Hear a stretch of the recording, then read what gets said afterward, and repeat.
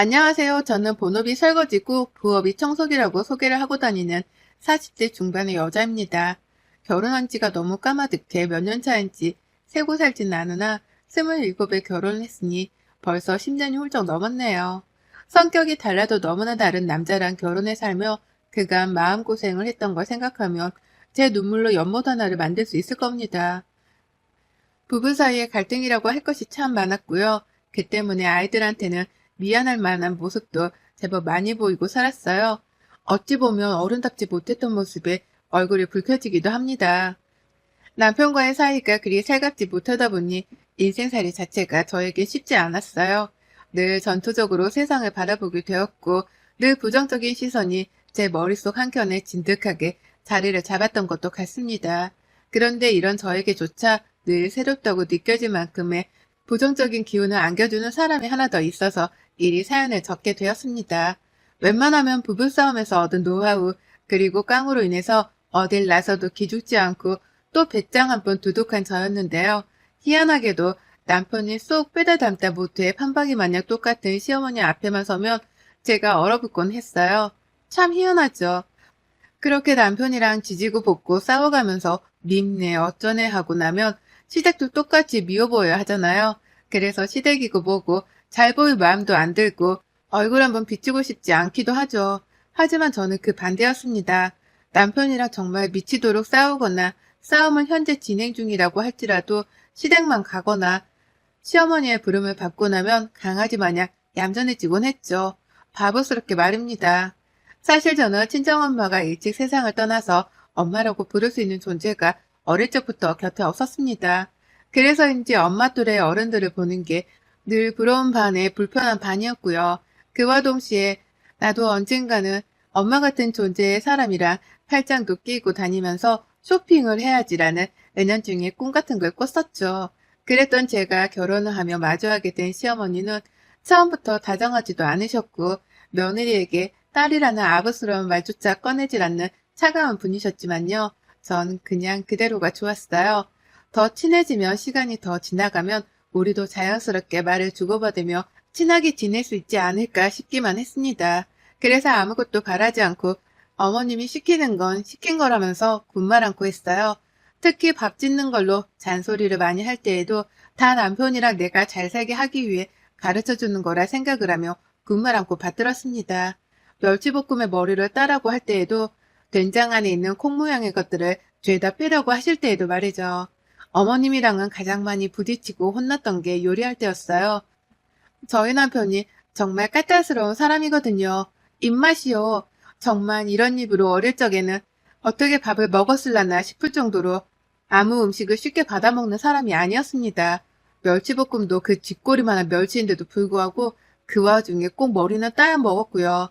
된장찌개에도 된장 안에 완전체 모양의 콩이 들어가 있으면 찝찝하다며 먹길 거부하는 사람이었어요. 그 바람에 어머님은 신혼 초부터 이런 남편의 입맛을 와이프가 잘 맞춰줘야 한다는 소리를 하면서 저한테 남편 입맛에 딱 맞을 만한 그런 요리들을 가르쳐 주셨어요. 물론 선생과 제자의 개념이 아닌 주인마님과 하녀의 개념으로다가 잔소리를 퍼부어가면서요. 남편을 위한 요리를 하며 손이 너무 많이 가는 것도 문제였지만 사사건건 어머님이 아들밥을 잘 차려주고 있는지에 대해서도 확인하고 남편에게 직접 물어가면서 평가까지 하게 하니 저는 스트레스가 이만저만이 아니었습니다. 부담스럽고 짜증이 나는 걸 떠나서 무섭기까지 하더라고요. 그래서인지 저는 어머님의 이 모진 일들을 감당해내면서도 짜증 한 번을 내지 않았어요. 그냥 이 시기를 견디면 괜찮아지는 날이 오겠거니 하면서 시키는 대로 또 군말을 하지 않은 채 해내곤 했답니다. 그러니 어머님은 제가 원래 그런 아이라는 걸 아시고는 더욱 쉽사리 잔소리를 입 밖으로 뱉어내셨고요. 제가 유일하게 화를 낼 때에는 남편이랑 부부싸움을 할 때였는데요. 그때 밥 차리는 게 너무 힘들고 괴롭다면서 미치도록 소리를 지르고 나면 남편이 또 그 말을 그대로 시어머니께 전달을 해버리는 바람에 일은 더 커지곤 했답니다. 부부싸움을 하고 나면 꼭 어머니께 들켜서는 싸웠다고 혼이 나곤 했고요. 겨우 이겨내고 씩씩거리며 집에 가선 또 남편이랑 한바탕 싸움을 하면서 이 질기고도 독한 악연이 이어져 갔답니다. 그러는 사이 저는 집안에서 딱 청소하고 설거지하고 아이들 키우는 주부 그 이상 이하도 아니게 되었고요. 남편은 고치는 것 하나 없이 제가 차려주는 밥을 먹을 줄만 알고 치워놓은 집에 들어와 잠만 잘 줄 아는 가정이 되었죠. 여전히 어머님은 저 알기를 개떡까지 아셨고 지금도 명절이 아닌 평일에도 어머님이 남편 줄 반찬을 가져가라 하면 달려가 가져오는 처지였습니다. 그나마 어머님이 아들 반찬이라도 챙겨주려 하시는 덕분에 제가 할 일이 조금은 줄어서 거절을 할 이유는 없었거든요. 하지만 그럼에도 불구하고 순정적이던 제가 폭발을 할 때는 분명히 있었어요. 그건 바로 명절이 막 끝나고 난 다음이었죠. 명절 내내 제사상 차리고 고생을 하느라고 힘을 들여서 그런지는 모르겠지만 명절 연휴가 딱 끝이 나고 나면 온몸에 힘이 다 빠지는 것 마냥 정신을 차리기가 힘들곤 했습니다. 그래서 체력적으로도 그렇고 정신적으로도 가장 약한 시기 중 하나였죠. 그런데 하필 이 시기마다 저는 다른 사람도 아닌 시어머니한테 평소보다 몇 배의 섭섭함을 느끼곤 했답니다. 집안으로 들어온 선물 박스 몇 개가 있었어요. 시아버지 인맥으로 매년 들어오는 선물이었습니다. 이왕이면 제사 내내 고생하고 혼자 여기저기 돌아다니면서 사람들 씻긴 하려고 청소도 한 며느리한테 그걸 하나 줄 법도 하잖아요. 비싼 것도 아니고 스팸 몇 조각 들어있는 그 만 얼마짜리 선물 박스를 말이죠. 그런데 어머님은 그걸 저희한테 줄 생각은 단 한 번도 안 하시더라고요. 그리고 누구한테 준 줄 아세요? 자기 시댁에 갔다가 친정에 온 시누이한테 주더라고요. 또 하나는 바로 앞집 이웃부부, 그리고 또 다른 하나는 맨 꼭대기층에 살고 있는 아파트 총리 아주머님한테요. 시누이한테 주는 건 그렇다 쳐도 그 멋 이웃네한테까지 선물을 굳이 전해주면서 며느리인 나한테는 아무것도 안겨주지 않는 것이 참 섭섭했습니다. 한 몇 년 지속이 되다가 한 번은 물어보기까지 했었어요. 어머님, 저희도 이거 주시면 안 돼요? 애들이 너무 좋아할 것 같아요. 라고 하면서요. 그런데 어머님이 단박에 거절을 하면서 세상 이해하기 힘들다는 얼굴로 저를 노려본 채 말씀하시더라고요. 네 남편 스팸 싫어하는 거 까먹었냐? 그런 정신으로 내일부터 남편 출근상은 또 어찌 차려주려고? 라고 말이죠. 그때 알았습니다. 어머님의 관심사는 오로지 남편의 입맛, 남편이 먹을 수 있는 건지 아닌지 그뿐이구나 라는 걸 말이죠. 그거 말고는 저랑 따로 사적인 대화를 나누고 싶어 하지도 않고 사적으로 만나 놀고 싶어 하지도 않는다는 걸요. 그저 어머님의 모든 관심사는 며느리인 제가 당신 아들한테 따박따박 좋아라는 음식을 잘 내어주는지 그뿐이었다는 걸 말이죠. 그걸 알고 나니 가슴이 미워졌습니다. 나에겐 정말 엄마라는 존재를 옆에 둘 수 있는 팔자라는 게 없구나 싶었죠. 그래서인지 내 삶이 너무 초라해 보이고 또 안쓰러운 것이 괜히 의기소침해졌고요. 시어머니 앞에서는 더 기가 죽어서 별말을 못하고 살았어요. 오히려 전보다 더 순정적으로까지 변해가면서 시어머니 앞에서는 아무 군말을 하지 않는 것에 익숙해졌답니다. 그게 익숙해져서 내 성격을 바꿔봐야겠다는 생각을 하는 것조차 힘들었네요. 하지만 작년 그리고 재작년 코로나 때문에 저희가 시댁을 안 갔습니다. 남편이 굳이 가려고 하는 걸 제가 애들이 걱정이 되기도 하고 저희 큰아이가 중요한 시험을 앞두고 있었던 게 마음에 걸려서 절대로 시댁을 가려고 하지도 않았어요. 법적으로도 거리두기 인원 모임에 제한이 있었기에 안 가는 것이 합당하기도 했고요. 그런데 그것 때문에 어머님이 꽤 오랜 시간 동안 저에게 복수를 하겠다고 칼이라도 갈고 계셨던 모양이더라고요. 전 정말 꿈에도 몰랐습니다. 시험이 있는 아이의 건강이 코로나 때문에 수틀리면 안 되니까 집안에서 어딜 나가지도 못한 채 뒷바라지만 했었어요. 뉴스에서도 가지 말라고 하니까 안부 인사만 더 꼼꼼하게 전화를 드리며 명절 인사를 대신했고 어머님도 그때까지는 네 남편이라도 보내. 네 남편만 보내. 니들은 안 와도 된다.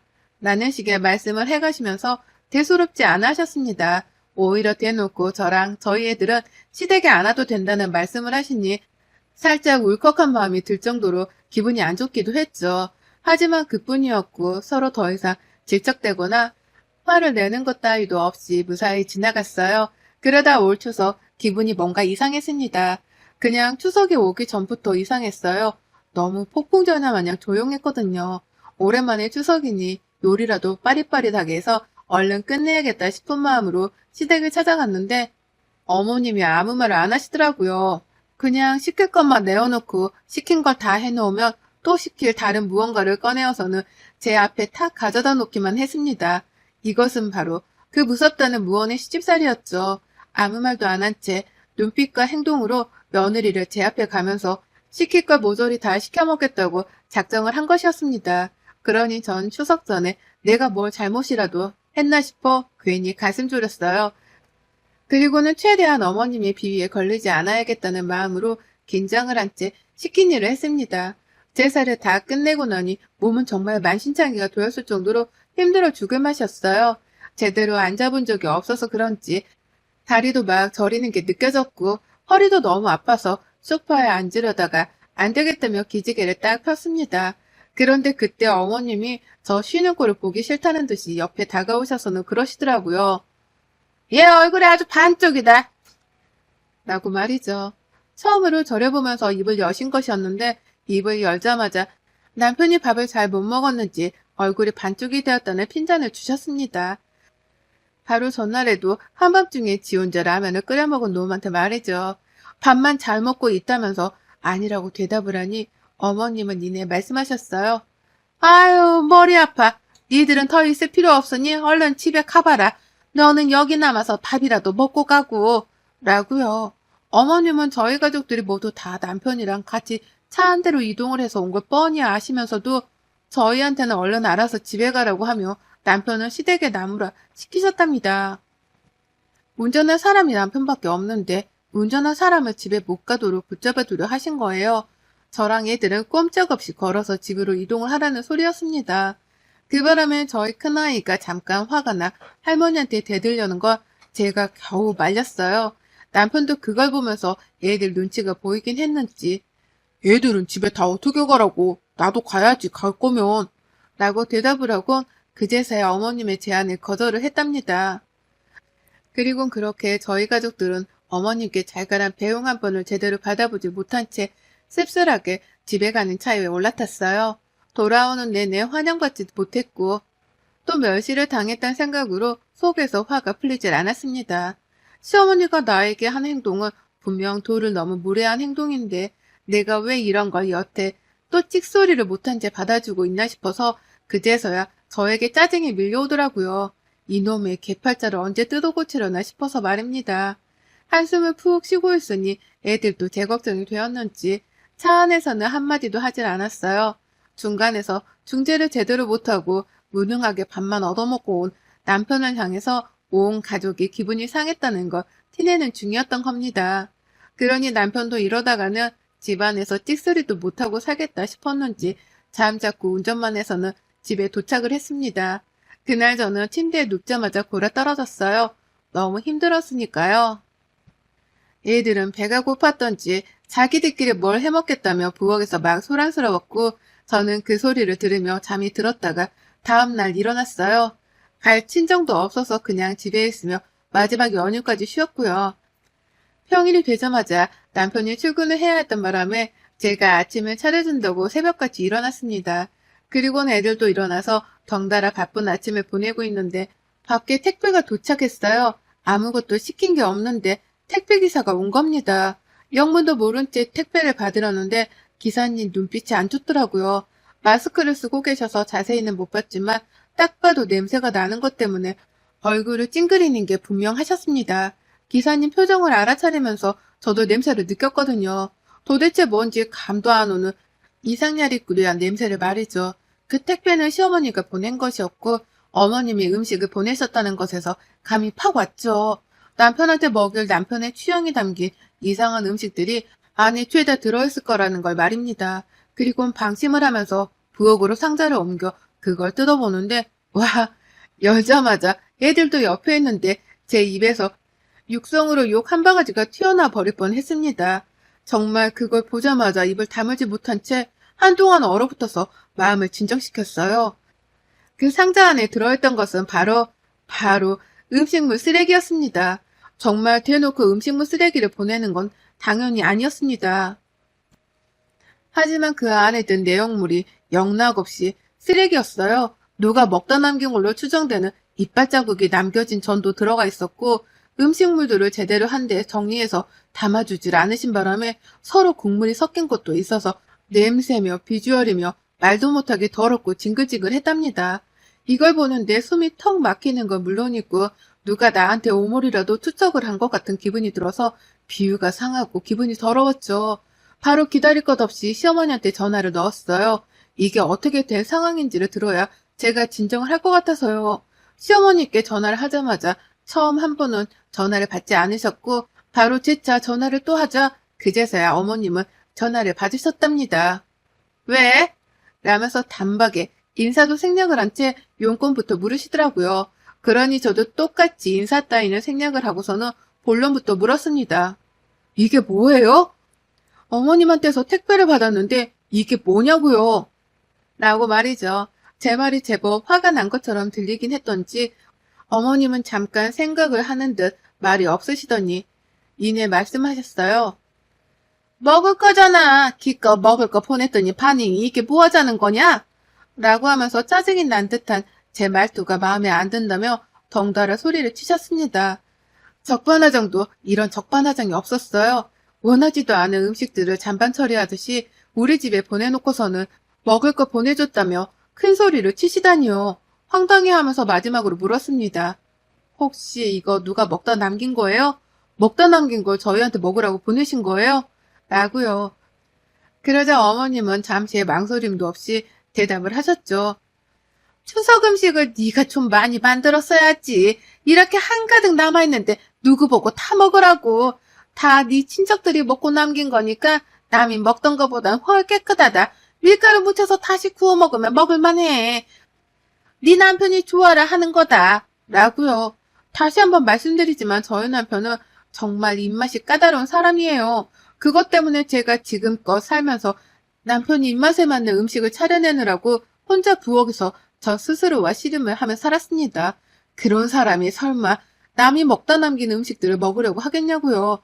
아무리 그게 친척들이라고 할지라도 말이죠. 추석 내내 그 많은 사람들이 오고 갔는데 설마 그 사람들이 먹다 남긴 음식들을 하나하나 다 모아서는 저한테 보낸 건가 싶었습니다. 아무리 생각을 해봐도 남편 때문이라고 하기에는 음식이 너무 더럽고 불결했고요. 어머님의 태도가 뻔뻔하다 못해 치사하게 느껴지는 것으로 보아 이건 분명 저를 엿먹이기 위해서 어머님이 작정하신 것이 분명했죠. 일부러 고의적으로 명절 내내 말씀도 안 하시면서 일을 시켜 먹으시더니만 이미 그때부터 제가 코로나 시국에 시댁에 오지 않았던 것에 대해서 불만을 품고는 약이라도 올려보려고 복수를 다짐하고 계셨던 것이 분명했습니다. 유치해도 이렇게 유치할 수가 없었네요. 평생 떠받들고 모시면서 살다가 코시국에 잠깐 묻은 걸 가지고서 그걸 가지고는 이렇게 더러운 방법으로 며느리한테 약을 올리다니요. 나이값을 못하는 사람이 이런 거구나 싶으면서도 하필 그런 사람한테 내가 지금껏 비위를 맞춰가면서 빌빌거리고 살았다고 생각을 하니 천불이 났습니다. 제 스스로가 너무 한심스럽기도 하고 지난 세월을 되돌릴 수 없다는 후회로 가슴이 아파서 말이죠. 그리고 전 알겠다는 말을 남기곤 어머님의 전화를 끊어버렸어요. 한참 씩씩거리면서 화를 삭히고 참으려고 하다가 이건 참기만 해서 해결이 될 문제가 아니다 싶었죠. 그리고 전 당장 우리 집에 있는 음식물 쓰레기 봉투를 꺼내 들었습니다. 일이 많이 번거롭기도 했고 또 냄새랑 음식들을 쓰레기 봉투에 담느라고 코끝이 쨍하게 아려오기도 했지만요. 솔직히 그 순간만큼은 복수의 칼을 가는 심정이었어요. 최대한 속이 통쾌할 정도로 복수를 해줘야겠다 싶었던 저는 아주 차곡차곡 음식물들을 한 입도 입에 넣지 않은 채 모조리 다 음식물 쓰레기 봉투 안에 집어 넣었답니다. 그리고는 그걸 도로 택배 상자 안에 집어넣고 택배 자체를 반품시켜 버렸어요. 시어머니 집으로 도로 돌아가도록 말입니다. 어머님은 음식을 먹으라고 봉투 안에 담아 보내셨으나 저는 버리라며 음식물 쓰레기 봉투 안에 집어 넣어서는 그걸 반품시켜 버렸답니다. 하루 종일 잠잠하더니만 다다음 날 택배를 받은 건지 어머님 전화가 오후 늦게부터 요란스럽게 울려대기 시작했어요. 어찌나 요란하게 울리던지 제가 받지 않고 버티고 있자 문자로까지 받으라고 난리를 치시더라고요. 왜 택배를 도로 보냈냐면서 왜 멀쩡한 음식이 음식물 쓰레기 봉투에 들어가 있는 거냐면서 말이죠. 나한테 버리라고 보낸 거냐며 막 오타를 장렬하게 써가면서 흥분을 해서는 문자를 보내다가 또 흥분을 못 참겠었는지 전화를 막 하시다가 제가 전화를 안 받으니 또 문자를 막 격렬하게 써가면서 연락을 시도하셨답니다. 그리고 전 그 어머님의 전화는 끝까지 무시를 했고요. 결국 문자로는 답장을 해드렸어요. 어머님이나 많이 드세요. 전 이미 갖다 버린 음식들이니까. 이런 식이면 저 이제 다시는 시댁 안 가요. 호구짓도 한두 번이어야지. 라고요. 이모티콘 하나 없는 정색의 말투로 이 문자를 보냈답니다. 그리고는 그걸 끝으로 전 어머님의 핸드폰을 차단시켜버렸어요. 정말로 호구짓은 이쯤에서 끝내야겠다는 생각이었기에 훗날을 생각할 필요는 없었습니다.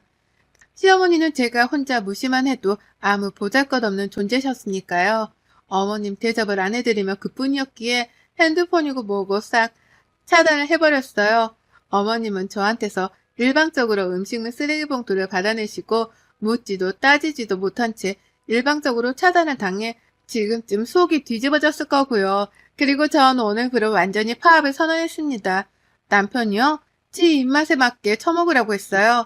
다시는 나한테 콩알 만한 멸치대가리를 따게 하지 말라는 말을 하면서 각자 밥은 알아서 챙겨 먹자고요. 결국 나한테 함부로 하면 지들만 손해라는 거 이참에 명명백백 밝혀줄 참입니다. 저 이제 곧 40후반인데 남은 생이라도 더는 음식 걱정 안 하고 편히 좀 살래요. 어머님의 도발 덕분에 복수 한번 기똥차게 하고서 시집살이에서 영영 탈피하렵니다. 여러분의 생각은 댓글로 남겨주세요.